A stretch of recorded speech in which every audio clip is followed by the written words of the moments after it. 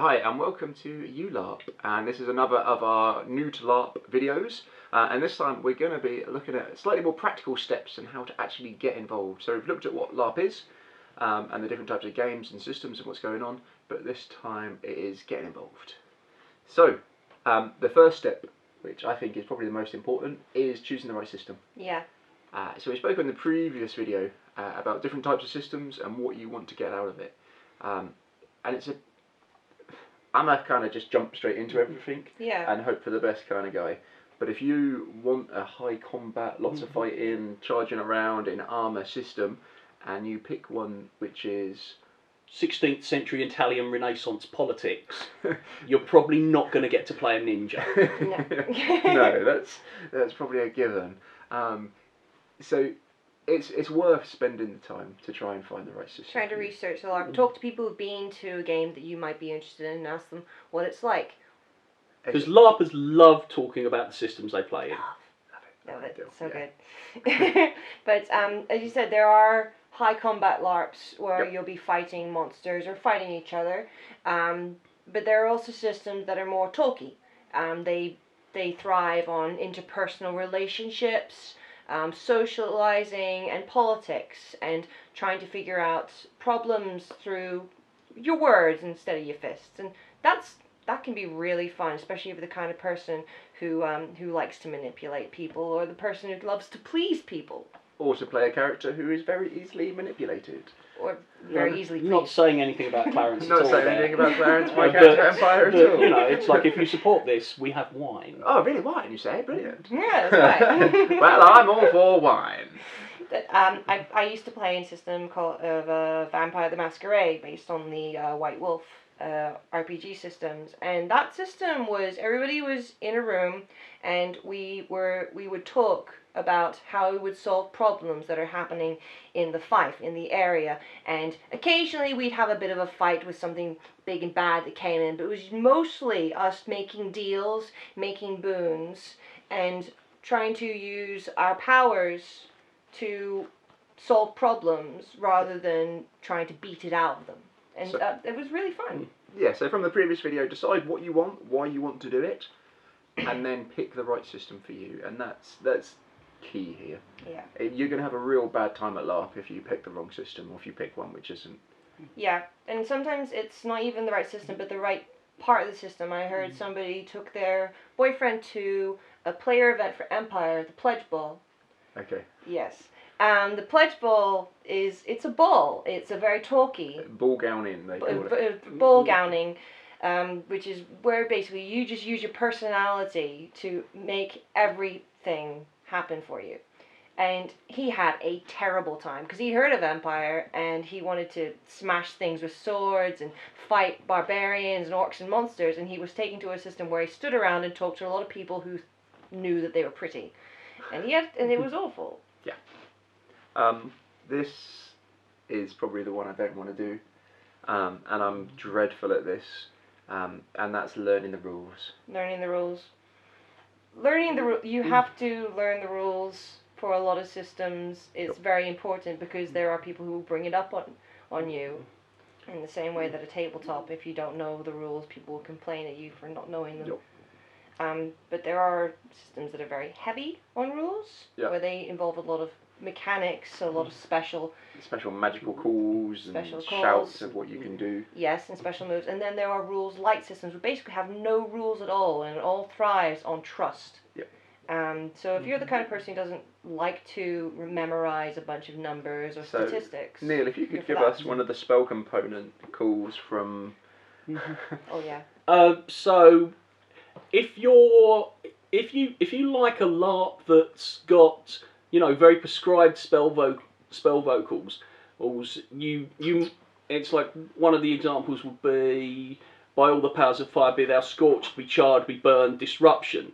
And that's the prescribed vocal that you have to use. If you get it wrong, and I probably got it wrong there because I haven't played a fire wizard in a long time, and if you get it wrong, then the spell doesn't work. So, you know, if there's prescribed spell vocals, and you know you're one of these people that's got a really good memory and can throw stuff off and be word perfect every time, that's great. But if you're someone that likes to ad lib, that's going to be a nightmare. Yeah. So then you've got the opposite end of the system.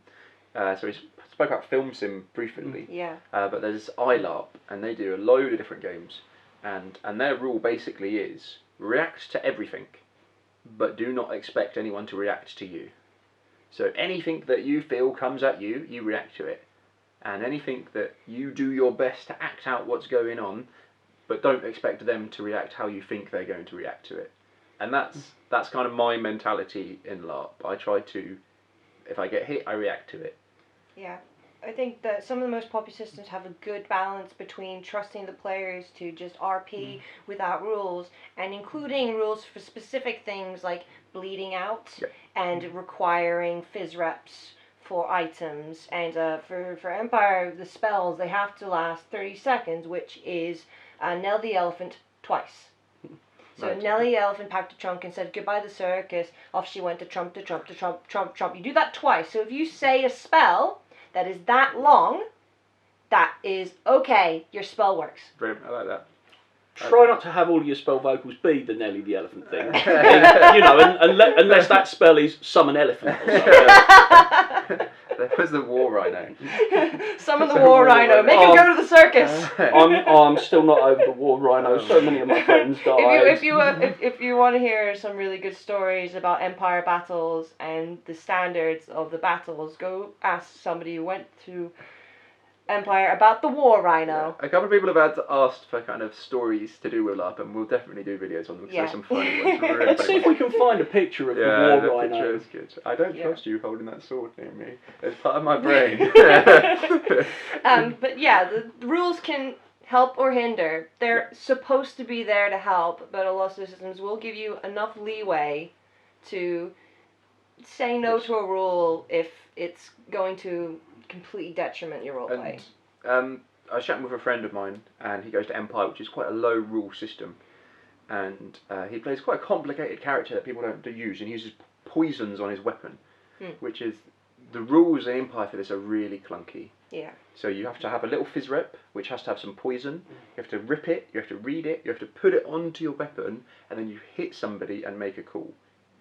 And you're relying on them understanding what that call is, and then for them to react to it. Yeah. If they don't react to it, which is he's saying has not happened, and the calls for this aren't really great, he then has to wait, go and speak to a ref and say, look, this person didn't react to it, go back to the organisers, or something called God, which is where they sort everything out, explain that he's used his item, which he only has a limited number of, get a new one and go through all of that just because someone hasn't reacted to it. Yeah. Rules work best when everybody knows the rules. So yeah, exactly. It's important to know them. It's a pain. If I can sit down and read and learn rules and go through probably a badly organised website, which some of them are dreadful, and just sit down and understand everything, it's just the necessary evil. I think that more important than understanding, as important as understanding the rules is understanding the game, reading the setting, reading the backgrounds, and knowing the world you're playing in is just as important as actually knowing the rules of how to play. Good example is if you're playing a bard, you don't need any rules to play an instrument and make fun for people and sing songs. But you do need to know the system. You need to know the setting. So the two main ways into it, well, I think we all went in different ways. Yeah. So you can either crew or play. Yeah. Or you can do one of these Fools and Heroes style ones where you play one and crew one. Yeah. So Neil, you played? There's various different things. It's like people say, if you want to get an idea of how the game works, don't play straight away. Go along crew, because crewing is either very cheap, in that you've only got to pay a lower ticket price just to cover the cost of the meals and whatever, or sometimes it's even free. Yep, and you get free food for some of them. Yeah. And free drink for some of them. Yeah, a beer tap, nice. Yeah. And it gives you the chance to be a non-player character and to try out aspects of the system. So you get to try out the combat, you get to try out the magic system. It's a good way to learn the rules. And it gives you a good opportunity to do that. Although there's some schools of thought that say you shouldn't crew, because it's like it's like looking behind the curtain and seeing that the great and powerful Wizard of Oz is just a little man behind a curtain speaking into a megaphone. It can sometimes spoil your immersion. Yep. I mean, particularly if you crew something and it's the start of a big ongoing plot arc, and you now know out of character that this person who all the players think is their friend is actually working for the antagonist. Yep. And then if you then later go into play, you have more of a hard time going, I have to pretend I don't know this. Well, what was that one called? It wasn't Find out in play. FOIP. FOIP. Find out in play. Yeah, I like that. I know it now.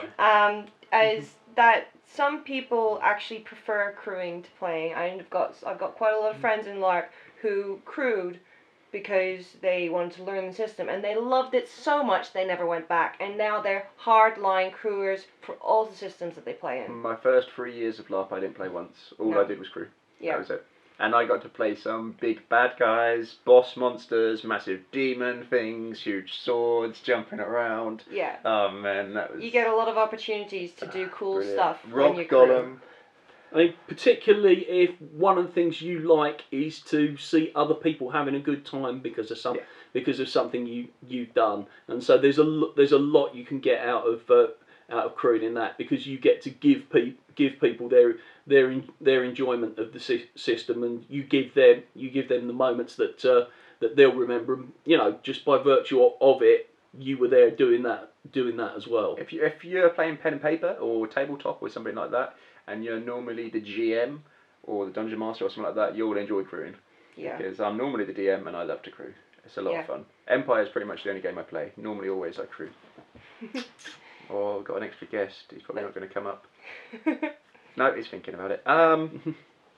Right. But then on the other side is that playing is gives you the chance to develop characters. If you're the kind of person that wants to create a character that you want to see grow and differentiate and become something else or achieve goals, you can't do that as an NPC. You'll have a script, you'll have some goals that you'll complete in a day or two, but once that's done, it's very unlikely that you'll get that chance again, so it's no point getting attached. If you want to experience something a bit more in-depth and a little bit more involved, I would say you'd probably enjoy playing rather than crewing.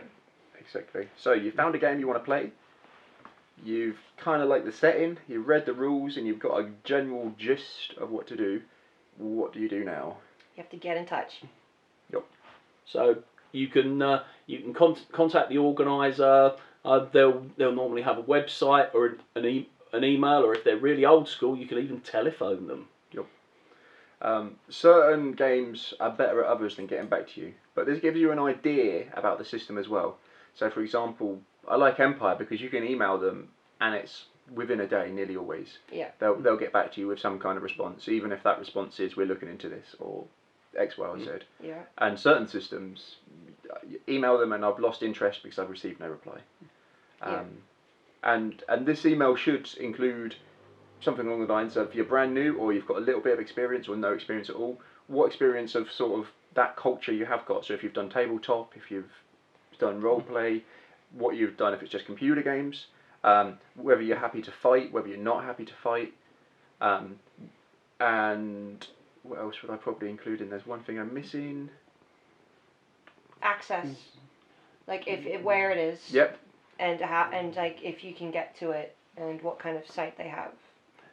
Yeah, I mean it can be the best LARP in the world, but if you don't drive and the nearest public transport's 20 miles away, it's going to be difficult. You're going to need to get in contact with people who can get you there. Or get a cab, or if they're hopefully running a shuttle, which some LARPs do. Yeah, for the bigger ones. Yeah. So I started in quite a very small system, and played that for a long time, mainly because I didn't realise these big systems ever were out there.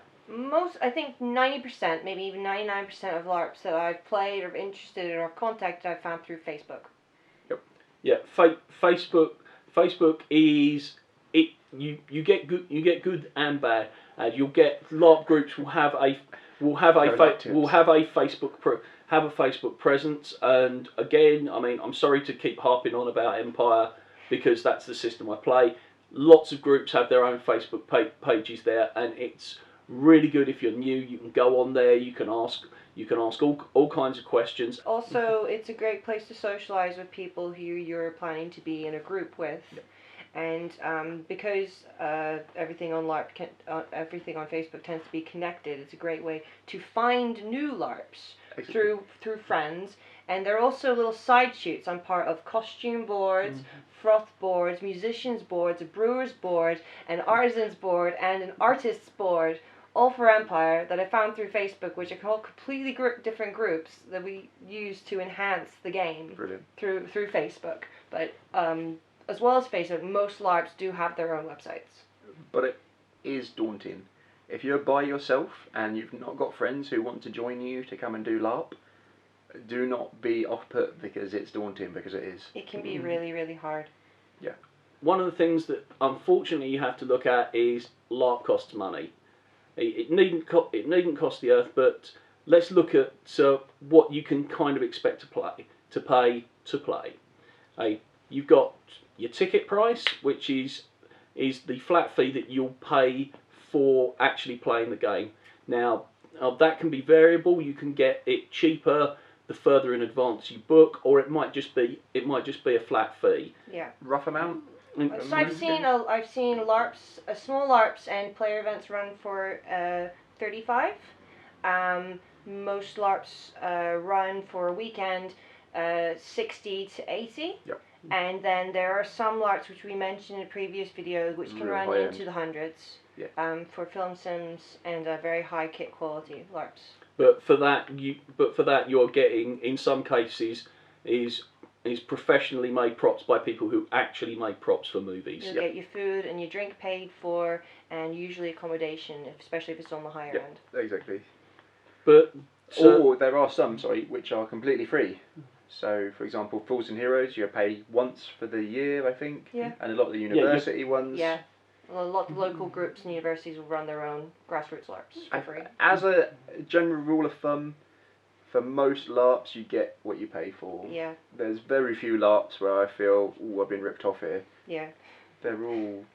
If I'm paying £65, £70 for a whole weekend and I'm camping, yes. Yeah. So once you've gotten your tickets, you'll need to get prepared. Yep. And we'll start talking about what your basic kit will be. yeah, so you're going to look at two kinds of things. You're going to look at things that you need in the real world and things that you're going to need in the game world. In the real world, if the LARP isn't providing you with accommodation, you're going to need somewhere to sleep, and for the most part that means camping. Either in character or out of character, though. There are special tents you can buy for in character that are much more fitting, usually made of canvas. So I've got a bell tent. Yeah. And it's brilliant. I love that bell tent. But old army tents Yeah. and little teepee tents, they work just as fine. Yep. Or you can go the really expensive option and have like your own bespoke medieval pavilion. And it's like I've got one, and now I know why I don't like using it, because it's a pain to set up. Yeah. It's like I've been spoiled by modern camping. Yeah, but you can. But if you're camping OC, you can get a 2-man pop-up tent for 15 quid. Yep. It's pretty And cheap. Festival style. Think Festival style, just as I like a camp bed, sleeping bags, the usual stuff. I prefer to take food with me. Some people just buy food. I when eat they're on there. site. Yeah. I like to buy from the providers. Yeah, so you've got all kinds of options. You can self cater. You can bring a little camping stove over, and it's quite nice. I mean, a lot of people have a lot of fun, sort of like cooking their own meals. Yeah. And and there's a lot of people that actually cook in character on open fires. Barbecues and hog roasts. It's great.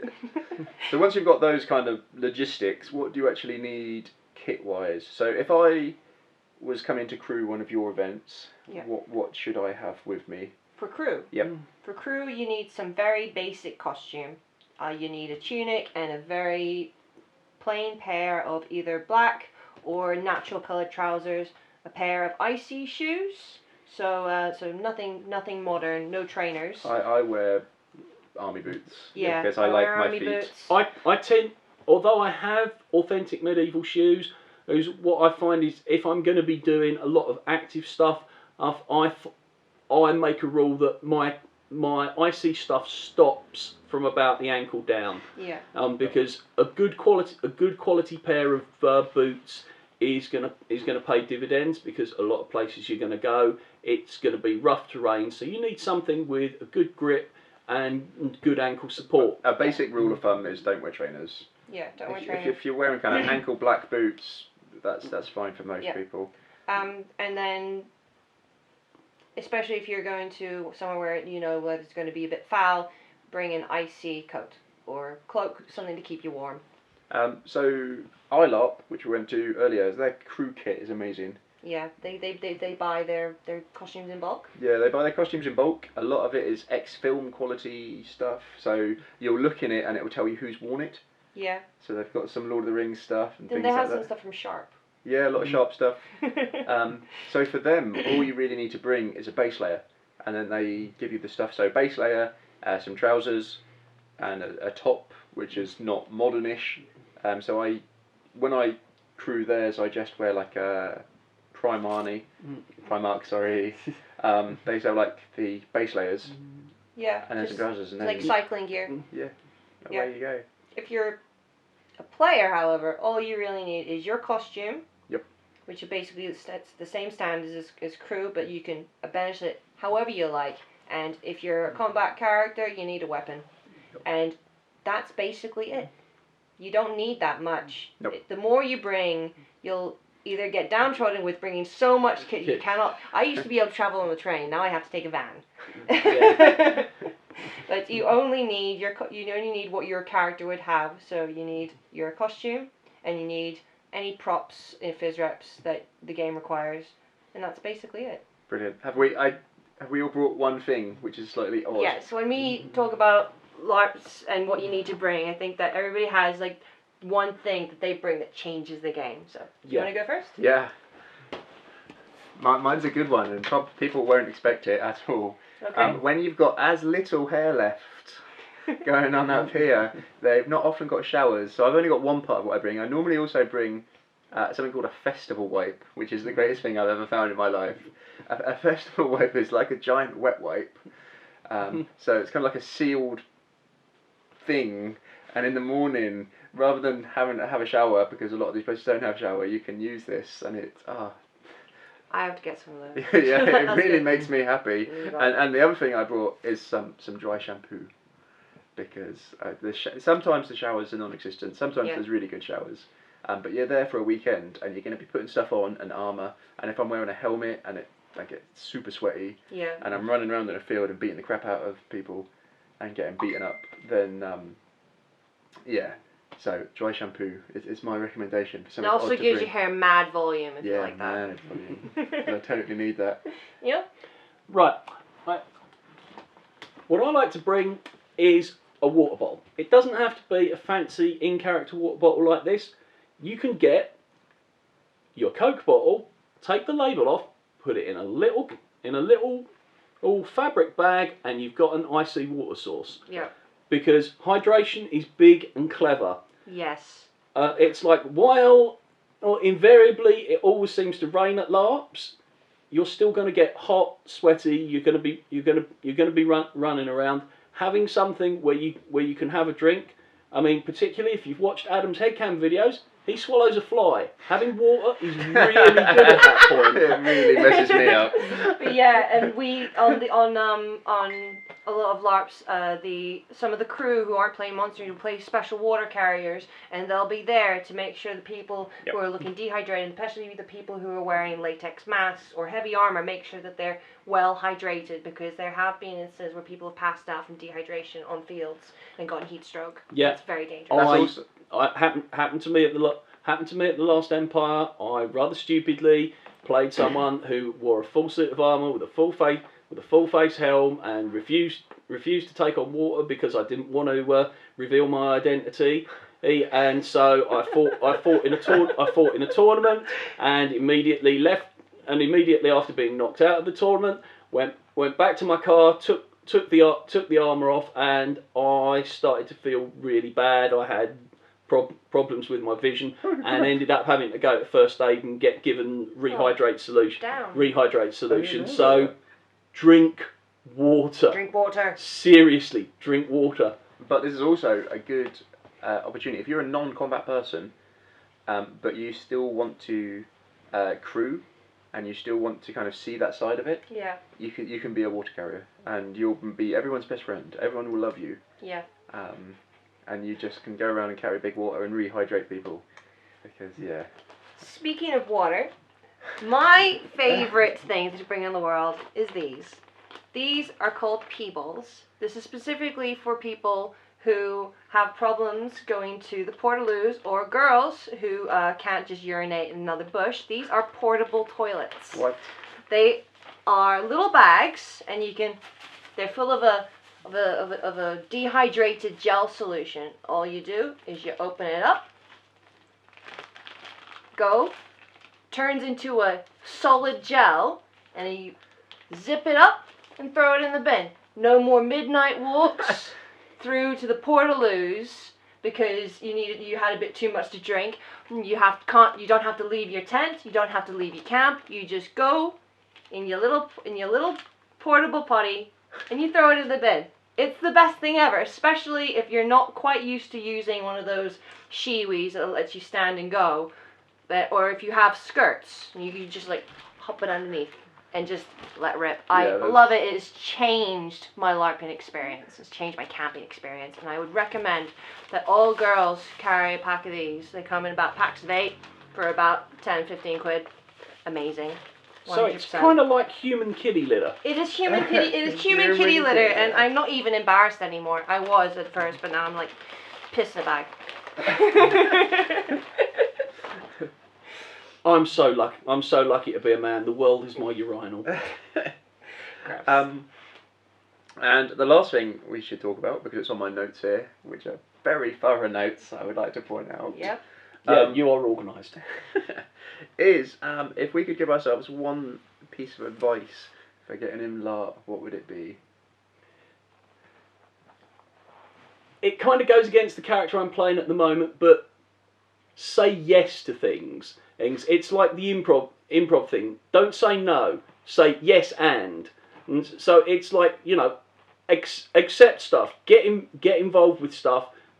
Don't go, oh no, I don't think I'll actually do that, because you're missing an opportunity to do something and get involved. Yeah. That's a good one.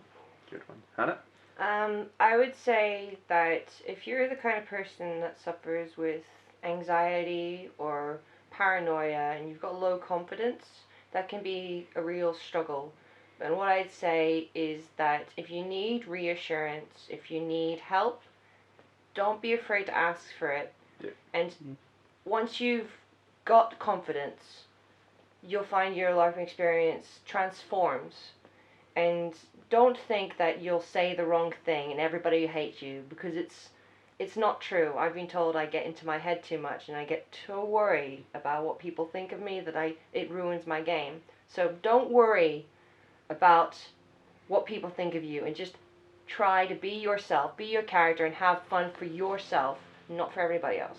Yeah, good one. Good one. That's why I enjoy Clarence. and I think you'll find lots of people enjoy Clarence. Mine's a bit more boring, which is do the legwork before you do it. So if you put the effort in to learn the rules for the game, you learn the background, you understand the world, when you actually turn up, you'll be able to have so much more fun, because you won't be constantly playing catch up. You won't be...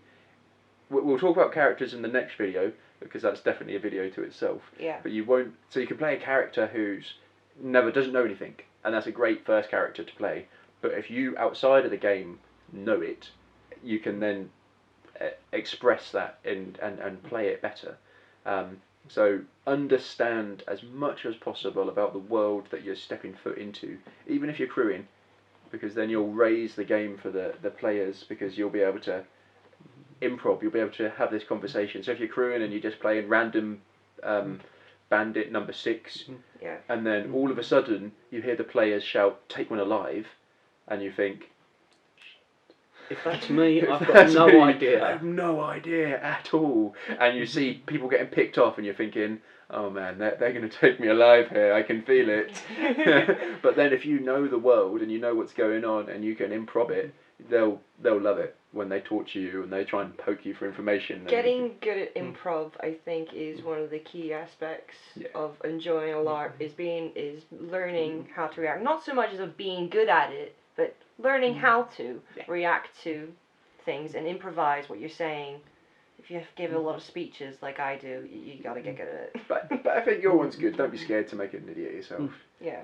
You will say things which are wrong. Larpers can be very forgiving. Yeah, exactly. And you're not going to spoil anyone's game by saying the wrong thing. You're not. No. If their whole game revolves around you saying exactly the right thing, their game's crap. Yeah.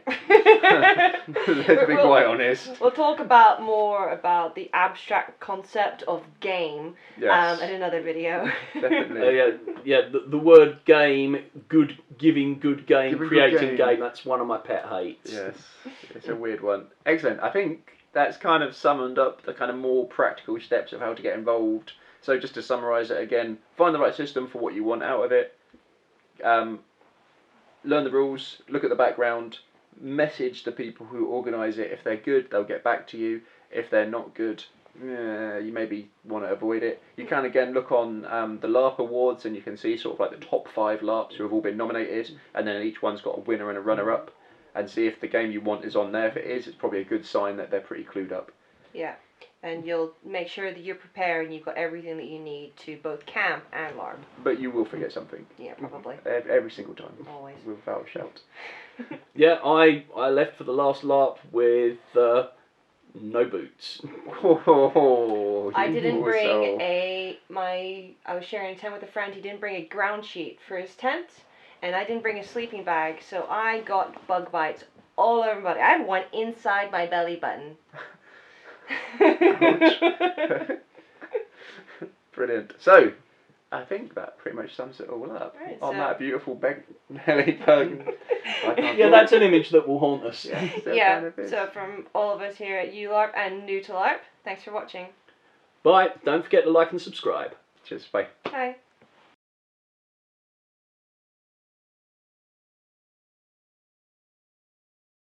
Cat is the cat in the shot. That's fine. He'll move his bum. Particularly when Adam approaches. Yeah, you don't like being on the floor when someone approaches. If he sat down, he's I think he's been kicked before. Yeah, I think so. You wet an armour for this one, Neil. Well, it makes it look like it's on a different day. You'll wear a hat, but I'm wearing the exact same shirt. Okay, let's all swap clothes. It's like at the end of a football match. I've got another t-shirt with me actually. I could change and put on a different ridiculous. I can't, so let's not. Oh no, let's all put on different clothes apart from Hannah. Right, no, let's do it. Come on. Smash it. One take. We got this. Okay. Okay, what are we doing again? Practical. Have we started? This is recording now, yeah? Yeah. Oh shit. So this is we are ULARP. Welcome to New to LARP, and this is getting involved. So yeah, how to get involved. So we've looked at what LARP is, and now this is getting involved. Okay. Do you want to introduce it, or do you want me to? Yeah. Oh, thank you. How do I look? Am I okay? Beautiful, gorgeous.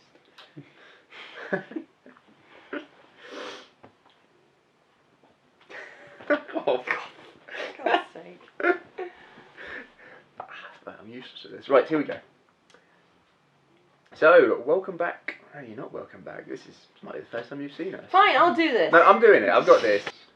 Right, okay, here we go. Hi, and welcome to Utah. That's